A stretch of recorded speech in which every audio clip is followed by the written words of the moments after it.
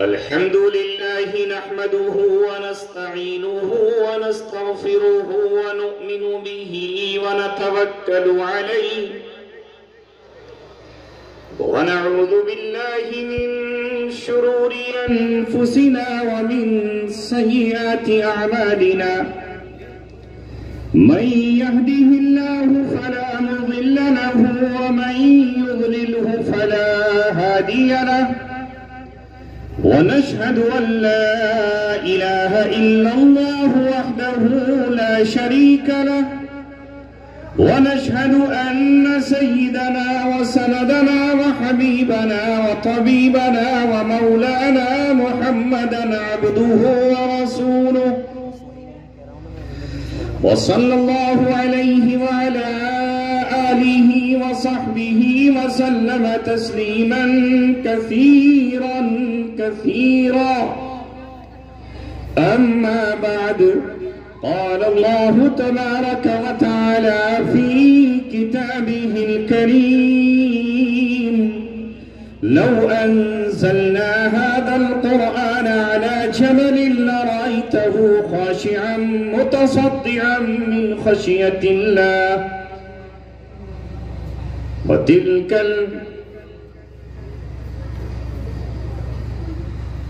وقال تعالى في آية أخرى: وتلك الأيام نداولها بين الناس. صدق الله مولانا العلي العظيم.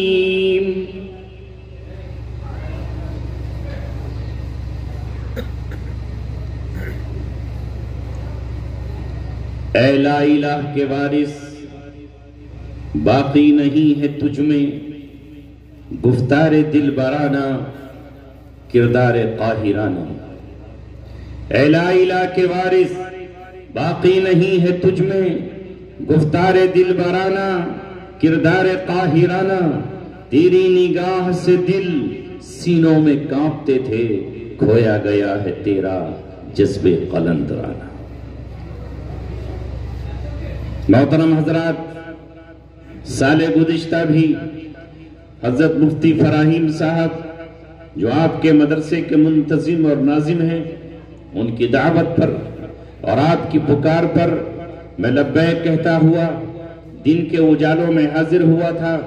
ان حضرات نے اس بار پھر مجھے دعوت دی اور میں پچھلے سال کا منظر اپنی آنکھوں میں سجائے ہوئے یہاں پھر چلا آیا ہوں اور پھر آپ حضرات سے دل کی کچھ باتیں کرنے لگا. یاد رکھیے، جس مقام پر آپ بیٹھے ہیں یہ وہ جگہ ہے جہاں قرآن پڑھا جاتا ہے، جہاں قرآن سنا جاتا ہے، جہاں قرآن سنایا جاتا ہے. ابھی مجھ سے پہلے مفتی عبدالقدیم صاحب محتمم خادم الاسلام ہاپوڑ سے تشریف فرما تھے اور انہوں نے قرآن مقدس کی ایک آیت بلکہ ایک سورت آپ کو پڑھ کر سنائی تھی. میں بھی اس قرآن کریم سے اپنی تقریر کا آغاز کرنا چاہتا ہوں. پہلے تو میں نوجوانوں آپ کو یہ بتا دوں کہ اگر یہ قرآن نازل نہ ہوتا، اگر یہ قرآن زمین پر نہ اترا ہوتا، اگر اللہ نے قرآن کے اتارنے کا فیصلہ نہ کیا ہوتا تو میں اور آپ مومن نہیں مشرک ہوتے. میری اور آپ کی پیشانی پر لا الہ الا اللہ نہیں ہوتا، کسی درخت کو ہم سجدہ کر رہے ہوتے، کسی ندی کے کنارے ہم اپنا سر جھکا رہے ہوتے، یا تو ہم سورج کو خدا مانتے، یا چاند کو ہم اپنا رب تسلیم کر رہے ہوتے، یا تو ہم کسی آگ کی پرستش کر رہے ہوتے، یا ہم پتھر کے صنم کو اپنا معبود جان کر اس کے سامنے پیشانی جھکا رہے ہوتے اور اس کے سامنے ہاتھ مانگ کر کسی بے جان پتھر سے، بے روح لکڑی سے اور بے روح کسی مٹی سے ہم سب کچھ پکار رہے ہوتے. مگر اللہ تبارک و تعالیٰ نے 1450 برس پہلے جب یہ زمین کراہ رہی تھی اور آسمان بھی خون کے آنسو رو رہا تھا، چاروں طرف ہواؤں میں فضاؤں میں سسکیاں تھیں، ہچکیاں تھیں، آہ بکا تھی، رونا تھا. اور یہ کون رو رہے تھے؟ یہ وہ طبقات رو رہے تھے جن کے ساتھ ظلم اور ستم ہو رہا تھا. بیٹیاں اپنے باپ کے ظلم سے پریشان تھیں اور ایک باپ کسی اور کا نہیں اپنی ہی بیٹی کا قتل کر رہا تھا. اپنی بیٹی کو جنگل لے جاتا, گڑھا کھودتا اور گڑھا کھودنے کے بعد وہ اپنی بیٹی کو اس زمین میں زندہ دفن کر دیتا. وہ بیٹی تڑپتی رہتی, وہ بیٹی پکارتی رہتی, اے باپ مجھے بتا تو صحیح میرا جرم کیا ہے, میرا قصور کیا ہے, میرا گناہ کیا ہے, مجھے زندہ رہنے کا حق کیوں نہیں ہے. یہ بیٹی کو کوئی جواب نہیں دے پاتا تھا, کوئی تسلی اپنی بیٹی کو نہیں کر پاتا تھا. بس یہ کہتا تھا کہ کل جب تو بڑی ہو جائے گی مجھے تیرا رشتہ کرنا پڑے گا اور مجھے ایک داماد تلاش کرنا پڑے گا, اس کے سامنے میری ناک کٹ جائے گی, میرا ماتھا جھکے گا, میں خسر کہلاؤں گا, داماد کے سامنے مجھے جھکنا پڑے گا, تجھے جہیز دینا ہوگا, تیرے لیے مال اکٹھا کرنا ہوگا, تب اس کے تو جوان ہو, تب اس کے لیے تو شادی کے لائق ہو, اس سے پہلے کہ تو نکاح کے قابل ہو میں تجھے زمین میں زندہ دفن کیے دیتا ہوں تاکہ میں کسی بیٹی کا باپ نہ کہہ جاؤں. یہ بیٹیاں رو رہی تھی, پکار رہی تھی اور کوئی ان کے سر پہ ہاتھ رکھنے والا نہیں تھا, کوئی ان کی طرفداری کرنے والا نہیں تھا, کوئی ان کے حق کی بات کرنے والا نہیں تھا, ان کی زندگی کے لیے کوئی روئے زمین پر موجود نہیں تھا جو آگے بڑھ کر بیٹیوں کو بچاتا. نہ جانے کتنی بیٹیاں تھیں جو زمین میں زندہ درگور کی جا رہی تھیں. وہ بیٹیاں یہ کہتی, اے باپ مجھے زندہ رکھ, میں پوری زندگی تیرے ماتھے کا پسینہ اپنے آنچل سے پہنچتی رہوں گی, میں پوری زندگی تیرے اشاروں پر چلتی رہوں گی. اے باپ تیرے سر میں درد ہوگا میں تیرا سر دباؤں گی, پیر میں درد ہوگا تو میں تیرا پیر دباؤں گی. میری ماں جب بزرگ ہوگی تو میں ماں کی خدمت کروں گی, ماں بیمار ہوگی تو ماں کے لیے میں دعائیں بھی مانگوں گی اور ماں کے لیے میں روٹیاں بھی پکاؤں گی, میں اپنے بھائیوں کے کپڑے سیوں گی اور کپڑوں کو دھوؤں گی اور کپڑوں پر پیون لگاؤں گی, میں اپنے بھائیوں کو کھانا کھلاؤں گی, میں اپنے بھائیوں کی خوشیوں میں شریک ہونا چاہتی ہوں. اے باپ مجھے زندہ چھوڑ دے. مگر یہ ایسا جاہل معاشرہ تھا, یہ ایسا جاہل سماج تھا, یہ ایسا ظالمانہ سماج تھا کہ کوئی اپنی بیٹی کی فریاد نہیں سنتا اور پورا معاشرہ عورتوں پہ چڑھ دوڑتا.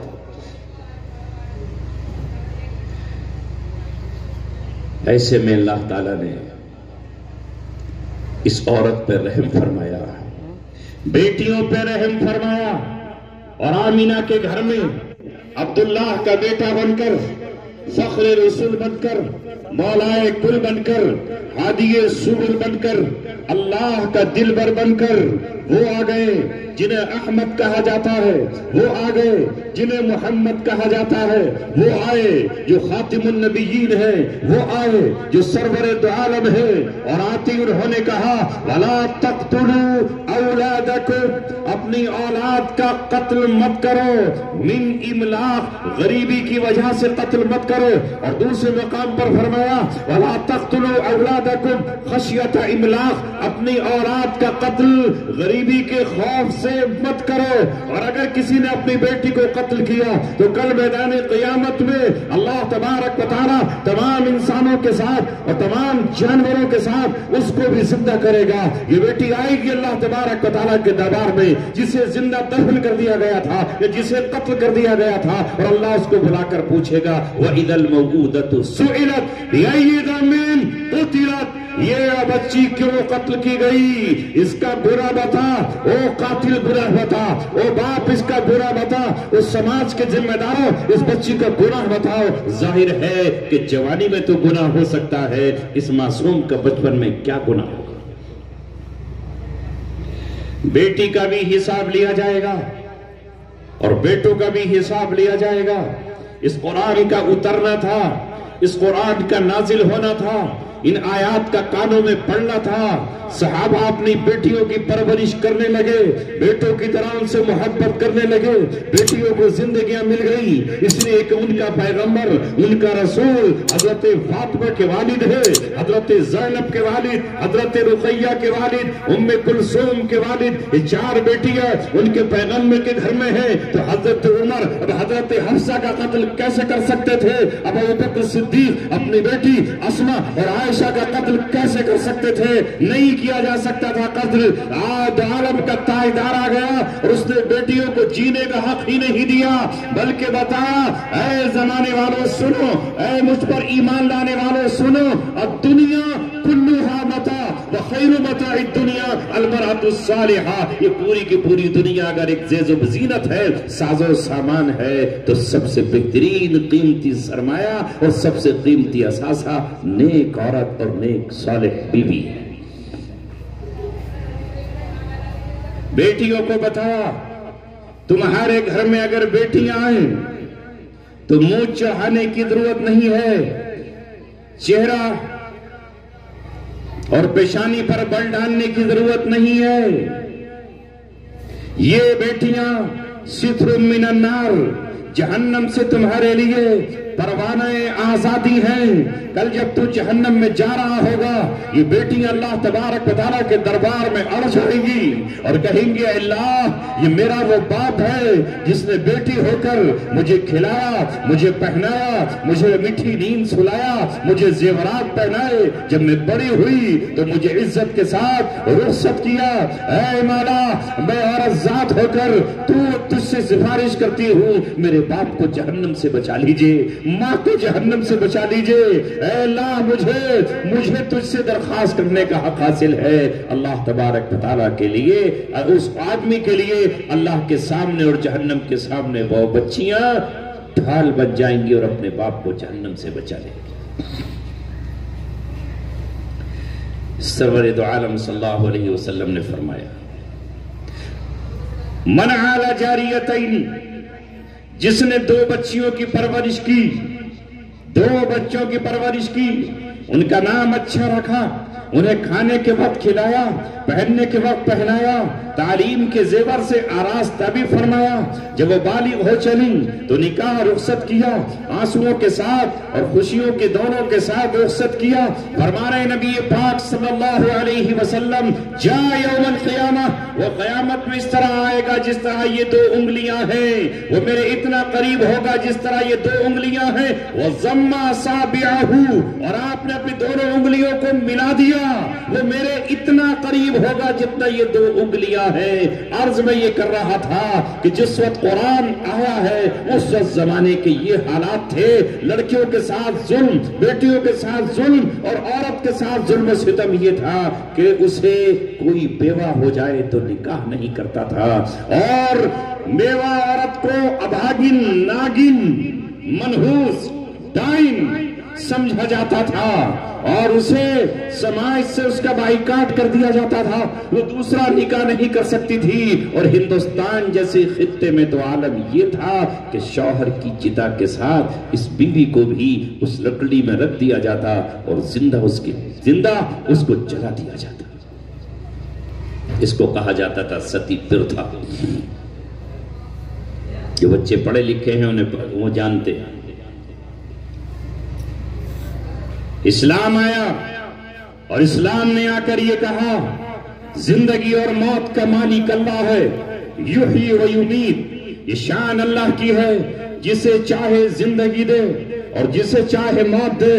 اگر بیوی کا انتقال ہوتا ہے تو شوہر کا اس میں کوئی اختیار نہیں ہے، اور اگر شوہر کا انتقال ہو تو بیوی اس کی ذمہ دار نہیں ہے اور گناہگار نہیں ہے. یہ موت دینے والی ذات اللہ کی ہے، زندگی دینے والی ذات اللہ کی ہے.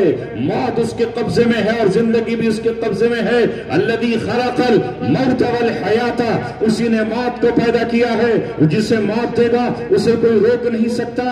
اے دنیا والوں، اے جانوروں سے بدتر زندگی گزارنے والوں، اے انسانیت کا دعویٰ کرتے ہوئے جانوروں کو بھی اپنی حرکتوں سے شرما دینے والوں، اس عورت کا کوئی قصور نہیں ہے جو تم اسے ابھاگن کہتے ہو، اسے ناگن کہتے ہو، اسے تم منحوس کہتے ہو. اور لوگ یہ کہتے تھے کہ اپنے شوہر کو یہ ڈسنے والی ناگن ہے، اور آج تک بھی اس ہندوستانی معاشرے میں عورت کو ناگن سمجھا جاتا ہے. اور آپ نے دیکھا ہے کہ اس طرح یہاں سیریل بنتے ہیں، فلمیں بنتی ہیں، ڈرامے بنتے ہیں جس میں عورت کو ناگن کا روپ دھارن کرتے ہوئے دکھایا جاتا ہے.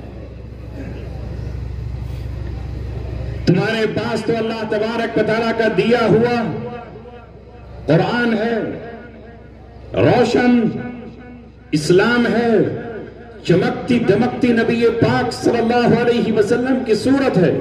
آپ آئے اور آپ نے آ کر یہ کہا، اپنے ذہن اور دماغ سے یہ بات نکال دو کہ عورت اپنے شوہر کی قاتل ہے، ہرگز نہیں. لہذا آپ ذرا دیکھیے معاشرہ کیا تھا، سماج کیا تھا.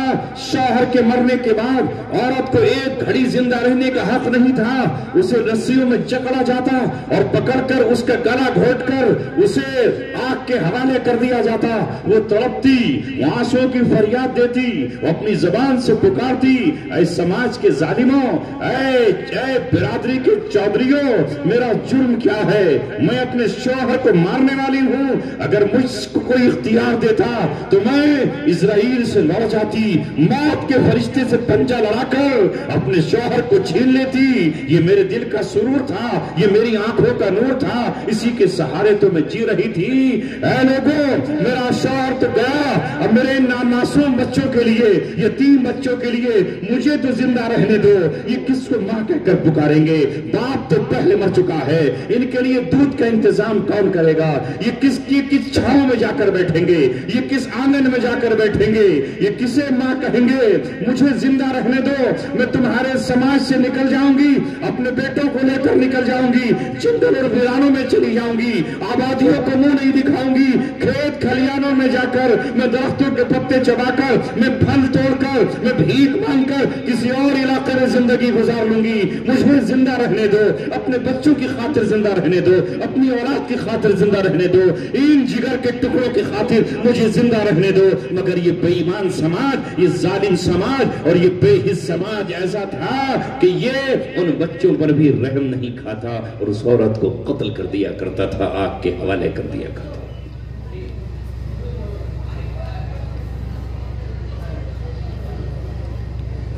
سناؤں بات یا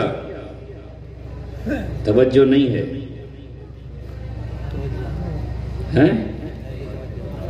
توجہ ہو تو سناؤں، ورنہ مجھے بھی کوئی ایسی بھوک نہیں ہے کہ میں آپ کو تقریری سناتا رہوں.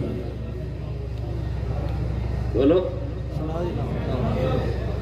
تو پھر اس بوتل کو مت دیکھو. ایک صاحب اس بوتل کو دیکھ رہے، پتہ نہیں اس میں کیا بھرا ہوا ہے.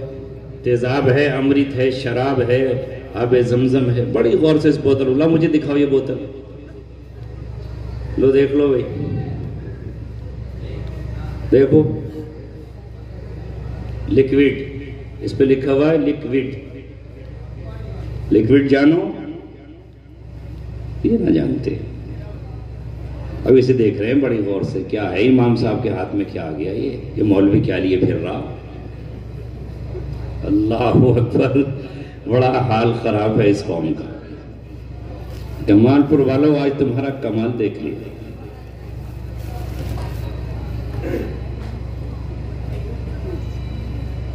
میں نے بڑی اس سے آپ کو متوجہ کیا یہ بتانے کے لیے کہ اگر یہ قرآن نہ آتا تو تمہارا حال بھی وہی ہوتا جیسا کہ میں نے ابھی منظر کھینچا ہے.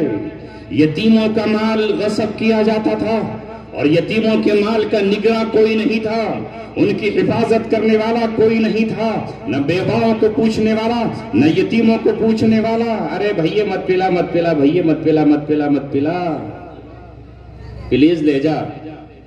اتنی بڑی تو گرمی نہ ہو رہی مئی جون کی.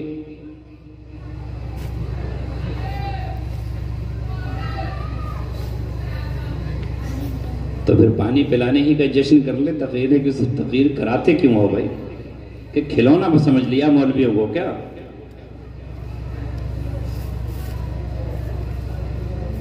صبح 10 بجے کا چلا ہوا ہوں، میں تو پانی نہیں پیا، راستے میں بھی نہیں پیا، یہاں بھی نہیں پیا اور ابھی بھی نہیں پی رہا ہوں. تم کون سا مرغا کھا کے آئے ہو؟ تیتر کھایا کہ بٹیر؟ کون سی ایسی گرم چیز کھا کے آ گئے جو پیاس پر پیاس لگے چلے جا رہی ہے اور زبان جو ہے وہ باہر آ رہی ہے؟ یہ جلسہ اس لیے ہے کہ کل قیامت میں سوا نیزے پر سورج ہوگا. ابھی تو بہت اوپر ہے، بہت اوپر ہے، کوئی سایہ نہیں ہوگا. یہاں تو دیوار کا سایہ موجود ہے اور سامنے درخت کا سایہ موجود ہے، ٹینٹ کا سایہ موجود ہے. اس دن کوئی سایہ نہیں، ایک ایک وقت تک تو کوئی سایہ نہیں ہوگا. یوم لا ظل الا ظل عرشک، اس دن صرف اگر سایہ ملے گا تو عرش کا سایہ ہوگا. پانی کا کوئی کنواں نہیں ہوگا، پانی کا کوئی چشمہ نہیں ہوگا، پانی کا کوئی نل اور ٹیوب ویل اس دن موجود نہیں ہوگا. بولو پانی کہاں ہوگا؟ ایک ہی حوض ہے، وہ اس حوض کا نام ہے حوض کوثر. وہ اگر کوئی پلانے والا ہوگا وہ محمد رسول اللہ صلی اللہ علیہ وسلم ہوں گے. ان کے سوا پانی پلانے والا کوئی نہیں. آج ان کی حوض سے ہی سب کو بھیک مانگنی ہے، انہی کے حوض کے کنارے سب کو جانا ہے. اس کے علاوہ کوئی پانی نہیں. حضرت آدم بھی وہیں سے پئیں گے، حضرت عیسیٰ وہیں سے پئیں گے، حضرت موسیٰ کو وہی سوال کرنا ہے، حضرت ابراہیم کو وہی پہنچنا ہے، تمہیں مجھے بھی وہی پہنچنا ہے. جب زبانیں پیاس سے خشک ہو جائیں گی، حلق میں کانٹے پڑ جائیں گے، لیکن وہ پانی کس کو ملے گا؟ جو محمد رسول اللہ کے غلام، ان کی سنت کے زندہ کرنے والے، بدعتوں سے بچنے والے. کچھ لوگ ایسے ہوں گے جو اللہ کے رسول کی طرف حوض کوثر کی طرف جا رہے ہوں گے، فرشتے ان کو روک کر کھڑے ہو جائیں گے اور روک کر یہ کہیں گے نہیں تم حوض کوثر پر نہیں جا سکتے ہو. اللہ کے رسول کہیں گے آنے دو، یہ میرے امتی ہیں. اللہ کے رسول سے فرشتے کہیں گے نہیں، تمہارے بعد انہوں نے نئی چیزیں ایجاد کر ڈالی تھی، تمہارے دین کا جنازہ نکال دیا تھا، تمہارے دین کا خاتمہ کر دیا تھا، اس لیے انہیں تمہارے پاس نہیں آنے دیا جائے گا. اللہ کے رسول فرمائیں گے دور ہو جاؤ، سحتن سحتن سحتن، دور ہو جاؤ. لہذا اللہ نہ کرے کہ ہم ان لوگوں میں شامل ہوں جہاں پیاس کی شدت ہو اور وہاں ہم اللہ کے رسول سے حوض کوثر بھی نہ پا سکیں. میں آج کہتا ہوں کہ اللہ کے رسول کے سامنے کوئی ایک عمل ایسا تو پیش کر دینا کہ ہم تمہارے سچے غلام، ہم تمہارے عاشق، ہم تمہارے چاہنے والے ہیں. کوئی تو ایک عمل ہو، کیا منہ لے کر جائیں گے؟ چہروں کا ہمارے حال یہ ہے کہ نبی کریم صلی اللہ علیہ وسلم کی سنتوں کو ہم روزانہ فخر کے ساتھ نمٹا رہے ہیں. ہم نہیں چاہتے کہ ہمارے چہرے پر داڑھی ہو اور داڑھی والا ہمیں ذلیل و خوار نظر آتا ہے، بے عزت نظر آتا ہے، اور داڑھی والا ہمیں حقیر نظر آتا ہے. رب دو جہاں کی قسم ہمارا حال یہ ہے کہ ہم نے انگریزوں جیسا اپنا چہرہ بنایا ہوا ہے، عیسائیوں جیسی شکل بنائی ہوئی ہے، اور ہندوؤں جیسا ہم نے اپنا پہناوا بنایا ہوا ہے. تہذیب کا ہماری عالم یہ ہے، اور کہنے کو ہمارا کہنا یہ ہے کہ ہم مسلمان ہیں. برا لگے تو لگا کرے، اس لیے کہ انبیاء کرام نے حق پہنچایا ہے امتوں تک. ہم انبیاء کے وارث ہیں. العلماء ورثۃ الانبیاء، علماء انبیاء کے وارث ہیں. ان کا کام ہے حق پہنچانا. کسی کو برا لگے تو لگا کرے.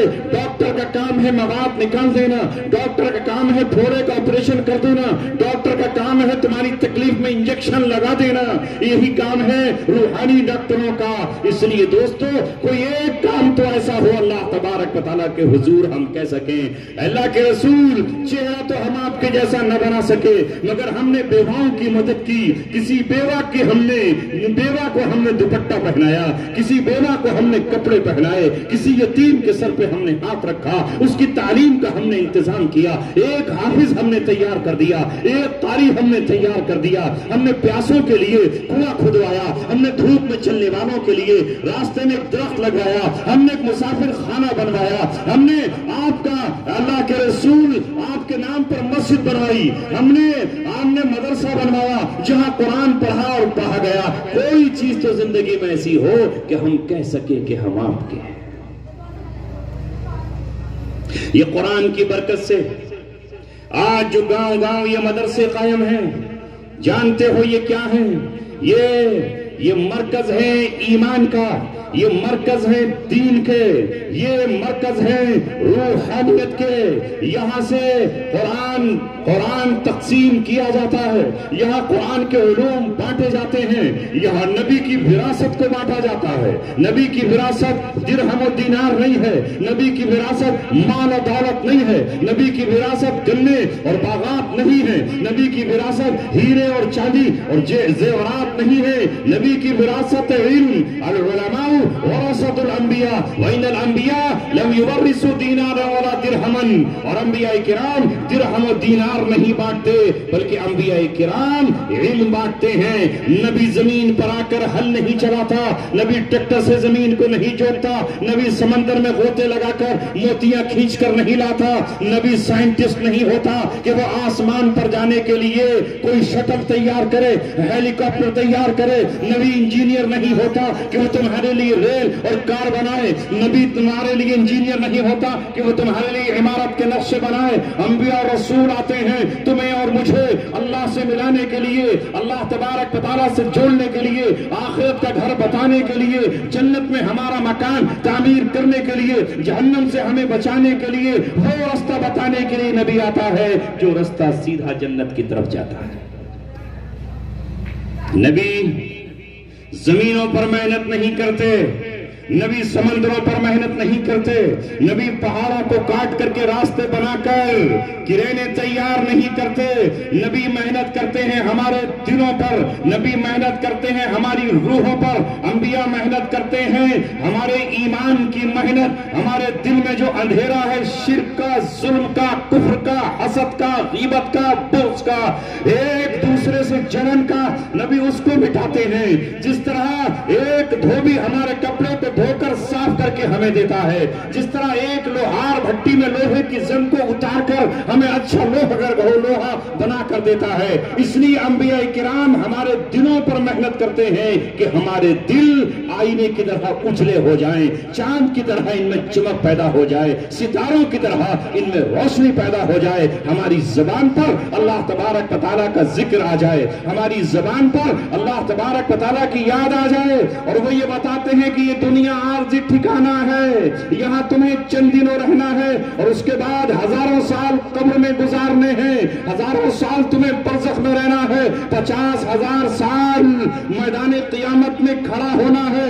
اگر وہاں سایہ نہ ملا، اگر وہاں تمہیں عرش کا سایہ نہ ملا اور دھوپ میں کھڑا کر دیا تو کوئی گھٹنے تک پسینے میں ہوگا، کوئی ٹخنوں تک پسینے میں ہوگا، کوئی ناک تک پسینے میں ہوگا، کوئی سینے تک پسینے میں ہوگا، اور پسینہ کسی کے منہ میں لگام بن کے گزرا.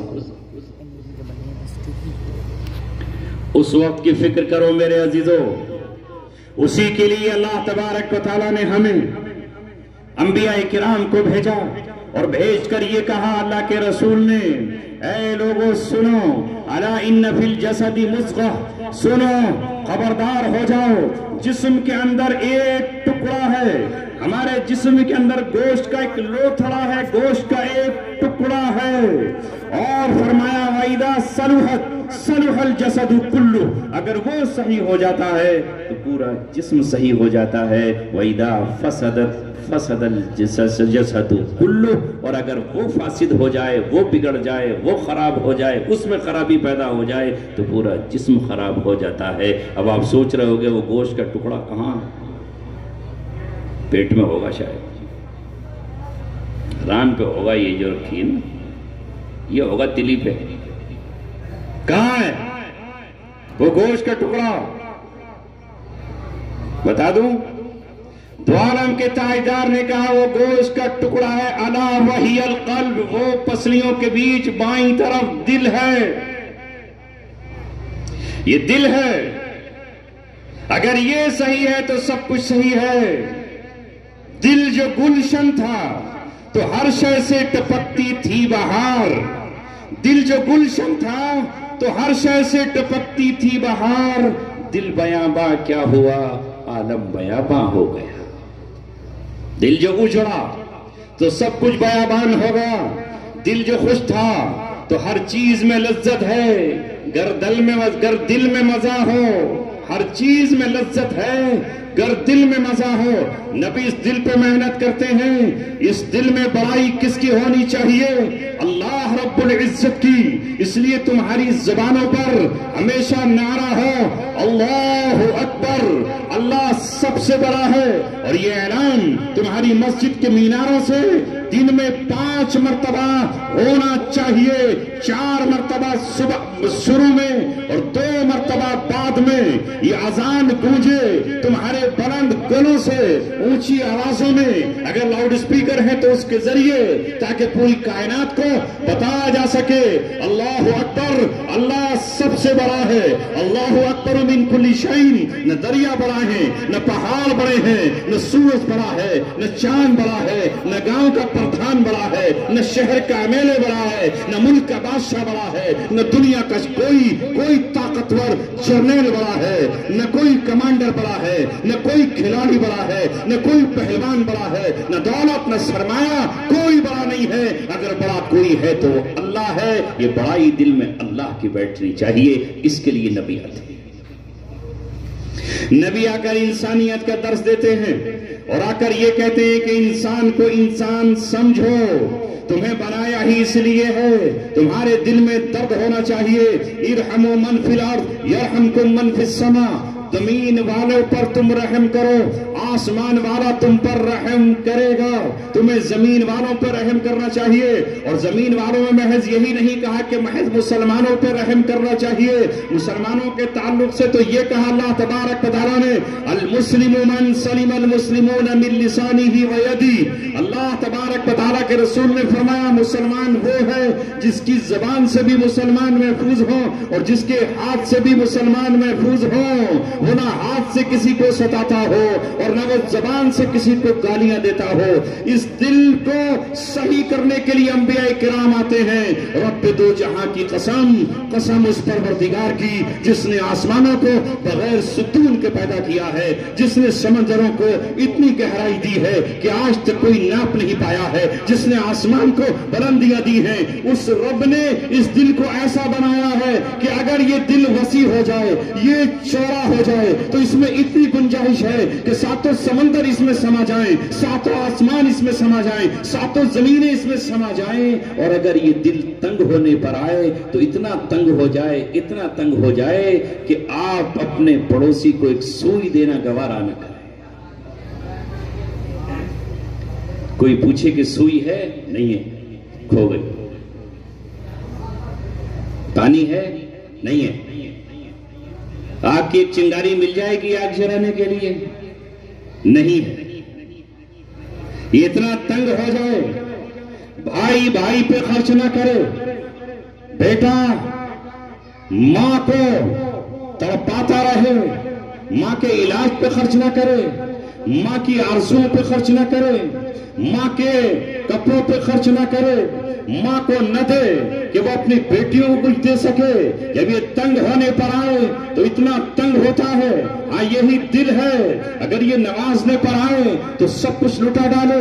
اس لیے اس دل پر انبیاء کرام محنت کرتے ہیں۔ تمہارے دلوں میں ایمان ہو، ایمان کی چنگاری ہو۔ اے میرے عزیزوں اور اے میرے دوستوں، اپنے دل کی کیفیت کا اندازہ کرو، ہمارے ایمان کا عالم کیا ہے اور ہم کس مقام پر کھڑے ہوئے ہیں۔ آج اللہ تبارک و تعالیٰ نے ہمیں قرآن جیسی نعمت دی اور ہم اس کی کوئی قدر نہیں کر رہے، نا قدری ہے۔ میں نے قرآن کی آیت پڑھی تھی، اسے ذرا سن لیجیے۔ اللہ فرما رہا ہے لو انزلنا هذا القرآن على جبل لرأيته خاشعا متصدعا من خشية الله، اگر ہم اس قرآن کو نازل کرتے کس پر؟ پہاڑ پر، تو پہاڑ بھی ریزہ ریزہ ہو جاتا، خاشعا متصدعا، وہ اللہ کے ڈر سے ٹکڑے ٹکڑے ہو جاتا، چورا چورا اور ریت بن جاتا۔ لو انزلنا هذا القرآن على جبل لرأيته خاشعا متصدعا من خشية الله، مگر آج ہمارے دلوں کا حال یہ ہے کہ پہاڑوں سے زیادہ سختی ہمارے دلوں میں ہے۔ اس کی وجہ یہ ہے کہ ہم نے حرام کے لقمے کھانا شروع کر دیے ہیں، ہم مسجدوں کی طرف نہیں جاتے، کبھی ہم قرآن کی تلاوت نہیں کرتے۔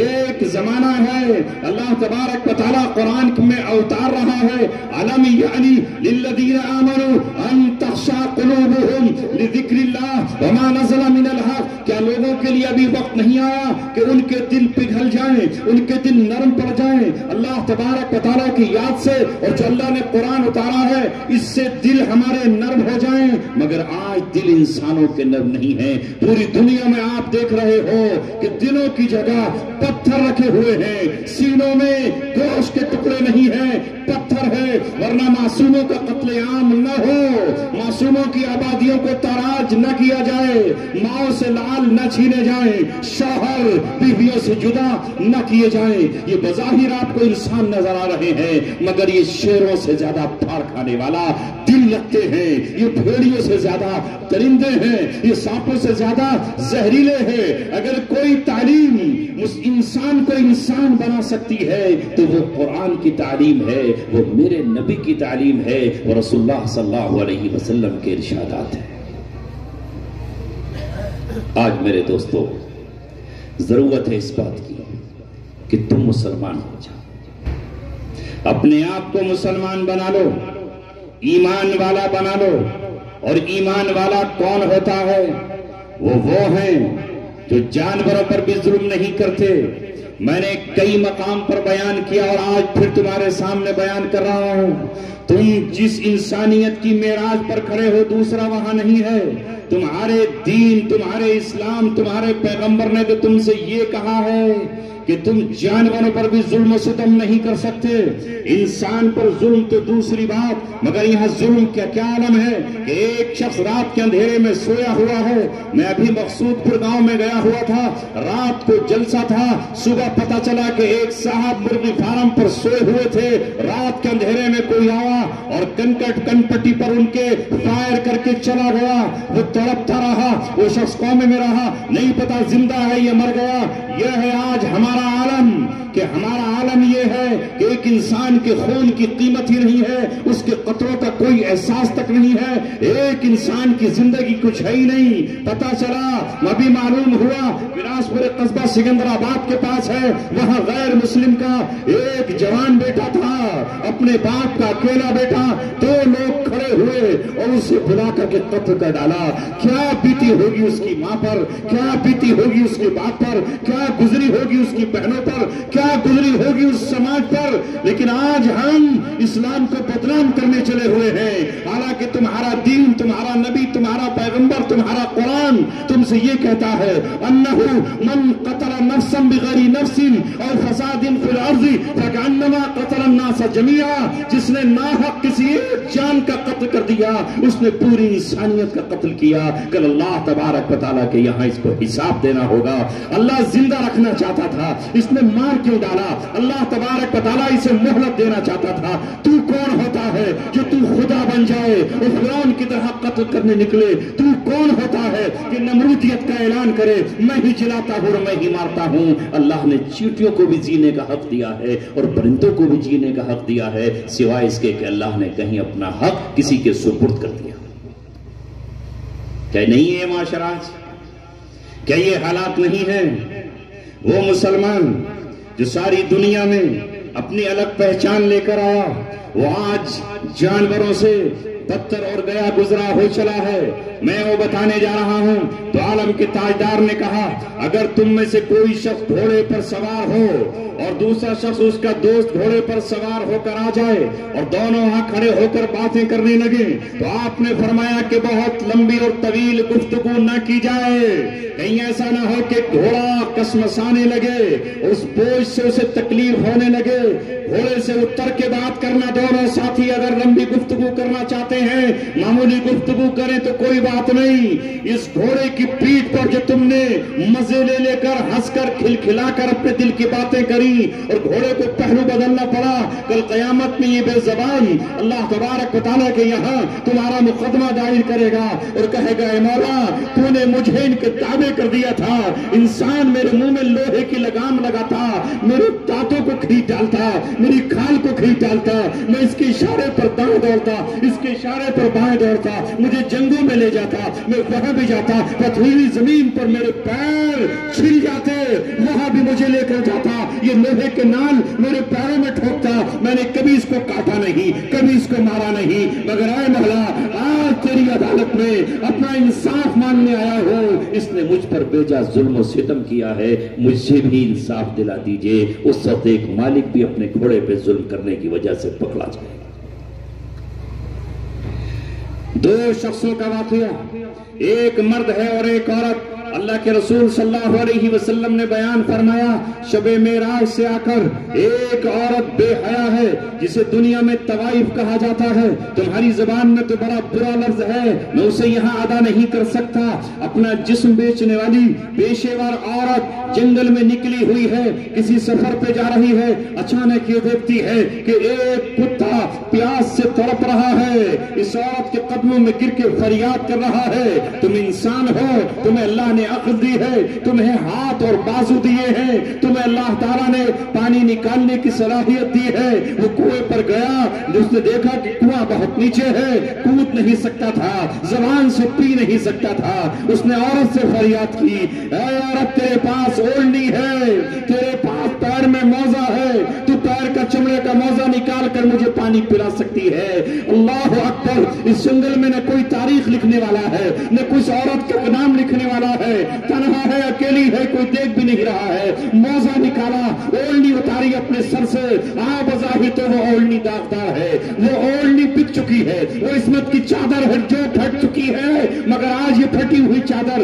یہ گناہگار چادر، یہ خطاکار چادر کنویں میں جاتی ہے اور پانی نکال کر اس کتے کو عورت پلا دیتی ہے۔ کتے کی پیاس بجھ جاتی ہے، وہ جھرجھری لے کے آگے چلتا ہے اور آسمان کی طرف دیکھ کر اللہ تبارک و تعالیٰ سے کہتا ہے، اے مولا، مجھ کمزور پر، مجھ بے حقیر پر، مجھ کتے پر اس عورت نے پانی پلایا ہے، میں تجھ سے فریاد کرتا ہوں، تیری مخلوق کے ساتھ تیری خاطر اس نے رحم کیا ہے تو تو اس پہ رحم کر دینا، کل جب یہ تیرے دربار میں آئے گی۔ وہ عورت مر گئی، ایک دن آیا، انتقال ہوا، اللہ کے حضور پیش کی گئی، جب پیش ہوئی تو اس کے پاس عمل کچھ نہیں تھا، کہنے کے لیے کچھ نہ تھا، مولا میرے پاس کچھ ہے۔ اللہ نے کہا، اے عورت، تو نے ایک دن ایک پیاسے کتے کو محض میری خاطر، نام کے لیے نہیں، شہرت کے لیے نہیں، عزت کے لیے نہیں، کسی اور مقصد کے لیے نہیں، بدلے کے لیے نہیں، تو نے پانی پلایا تھا، جا، تیری زندگی کی ساری خطائیں اور گناہ میں نے معاف کر دیے ہیں، تو جنت کی وادیوں میں آرام کر اور دلہن کی طرح یہاں رہنا شروع کر۔ یہ رسول اللہ کی بتائی ہوئی حدیث اور دیکھا ہوا واقعہ ہے۔ ایک اور عورت ہے جو دیکھنے میں تو دیندار ہے، راتوں کو تہجد پڑھنے والی، دنوں کو روزہ رکھنے والی، ہاتھ میں تسبیح لے کر کے اللہ اللہ کرنے والی، سر پہ دوپٹہ رکھنے والی، با پردہ اور باشرہ رہنے والی، مگر اس نے اپنے شوقیہ بلی پالی اور بلی کو باندھ دیا کرتی، خود عبادت میں مصروف ہے، کھانے پینے میں مصروف ہے، بلی اسے پکارتی ہے میاؤں کر کے، مجھے پانی چاہیے، نہیں ملتا، دودھ چاہیے، نہیں دیتی، مجھے آزاد چھوڑ دیجئے، میں کبوتر کا شکار کر لوں، چوہے کو شکار کر کے اپنے پیٹ کی آگ کو بجھا لوں، اس دوزخ کو بھر لوں، مگر یہ عورت مصروف ہے اللہ اللہ کرنے میں، عبادات میں مصروف ہے اور اپنی عبادت پر اسے فخر ہے اور ناز ہے۔ ایک دن بلی بھوکے رہتے رہتے کمزور ہو گئی اور بالآخر موت کا جھٹکا آیا اور چلی گئی، اس نے اٹھا کر پھینک دیا، اسے معلوم بھی نہیں کہ اس کا بھی حساب ہوگا۔ اللہ تبارک و تعالیٰ کے پاس سے اس کا بھی پیغام آیا، یہ قیامت میں اللہ کے سامنے حاضر ہوئی، اسے اپنے روزوں پر ناز تھا، نمازوں پر ناز تھا، اپنی تہجد پر ناز تھا، اپنے ذکر پر ناز تھا اور اپنی حیا پر ناز تھا۔ اس نے اللہ سے کہا، میں یہ تحفہ لے کر آئی ہوں۔ اللہ نے کہا، جا، میں نے تیری ساری زندگی کی نیکیاں اس بلی کے ستانے پر ختم کر دی ہیں اور بلی پر ظلم کرنے کی وجہ سے تجھے میں جہنم میں جلاؤں گا۔ اور محمد رسول اللہ نے اسے جہنم میں جلتے ہوئے دیکھا۔ یہ ہے تمہارا دین۔ بوڑھو، جوانوں، امیروں، غریبوں، تمہیں انسانیت پر رحم کرنا ہے۔ کوئی راستہ بھٹک جائے اسے صحیح راستہ بتانا ہے، کوئی بھوکا تمہارے پاس آئے تو کھانا کھلانا ہے، کوئی ننگا تمہارے پاس چرائے تو اپنے تن کے کپڑے اتار کے دینا ہے یا گھر سے اس کو دینا ہے۔ تمہیں انسانیت کا درد، اپنے بیلوں کے ساتھ بھی ظلم نہ کرو تو اپنی بکریوں کے ساتھ بھی انصاف کرو، اپنی بیٹیوں پر بھی ظلم نہ کرو اور اپنے بیٹوں پر بھی ظلم نہ کرو، پڑوسیوں کو بھی مت ستاؤ اور محلے اور گاؤں میں بھی ظلم ظلم و ستم مت کرو. کبھی بھی جب پتہ چلے یہ شخص ظالم ہے اور ظلم کرتا ہے تو ظالم کی تائید مت کرو، نہ زبان سے، نہ قلم سے، نہ اپنے عمل سے، نہ اپنے پیسے سے. تم حق کے طرفدار بن کر کھڑے ہو جاؤ، حق کے حمایتی بن جاؤ. اللہ تبارک و تعالیٰ تمہیں کل اس دنیا کے مقابلے میں ہزاروں گنا بڑی جنت نصیب فرمائے. یہی پیغام ہے آج کی اس مجلس کا، یہی پیغام ہے آج کے اس اجلاس کا جو تمہارا رب تم سے کہہ رہا ہے. نوجوانوں، اپنے کو صحیح کر لو، دل ٹھیک کر لو، اس دل سے حسد نکال دو، جلن نکال دو. اچھی کھیتیاں کسی کو دیکھو تو سبحان اللہ کہہ کر گزر جاؤ.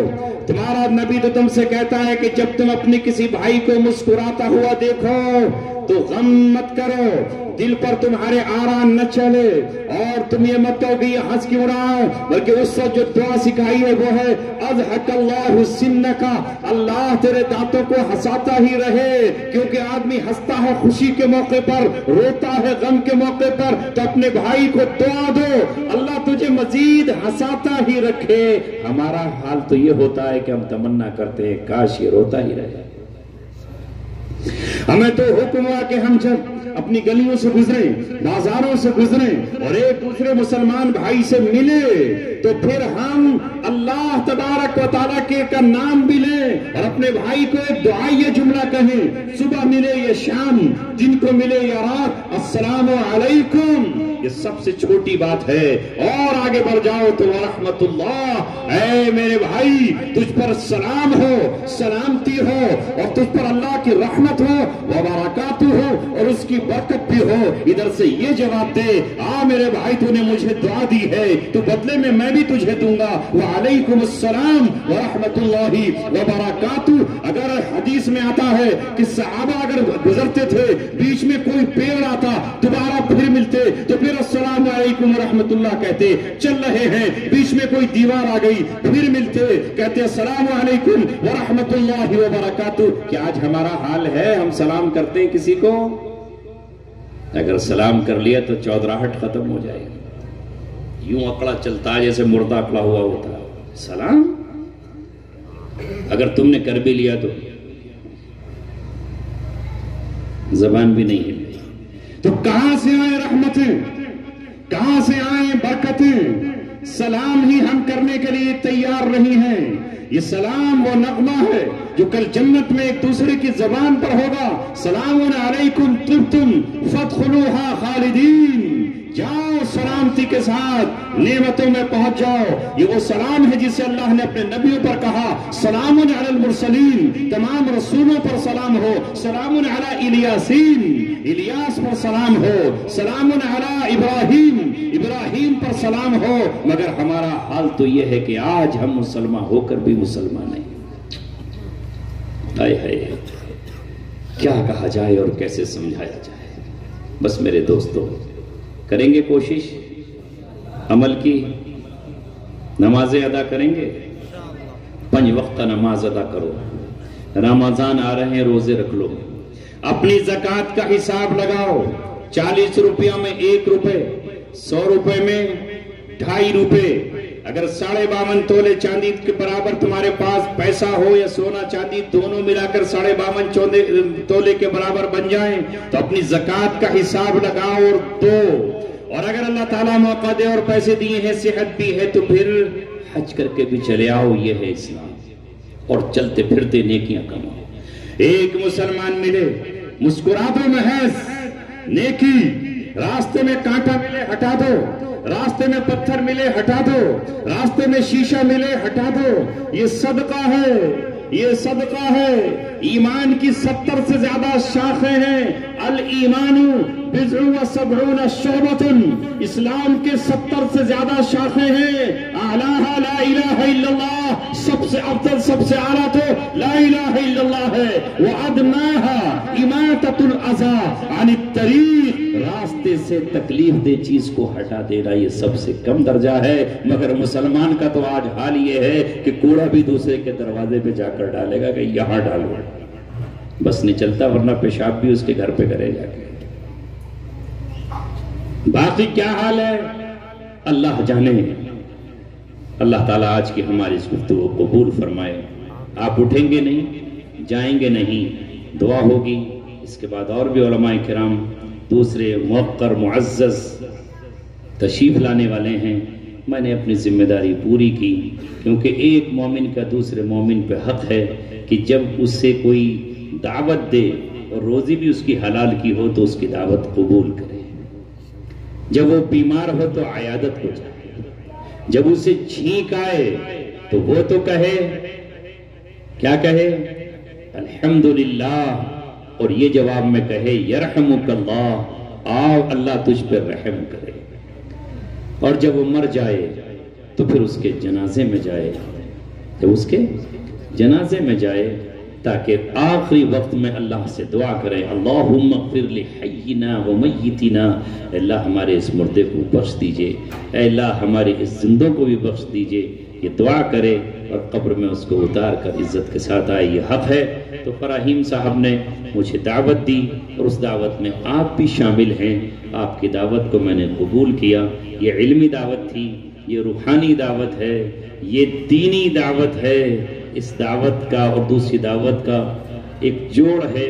اس دینی دعوت میں اللہ تعالیٰ دنیاوی دعوت بھی ہماری کر دیتے ہیں. بس انہی الفاظ کے ساتھ اپنی بات ختم کرتا ہوں. مجھے چونکہ سفر بھی کرنا ہے، دیگر مقام پہ جانا ہے. وآخر دعوانا الحمدللہ رب العالمین.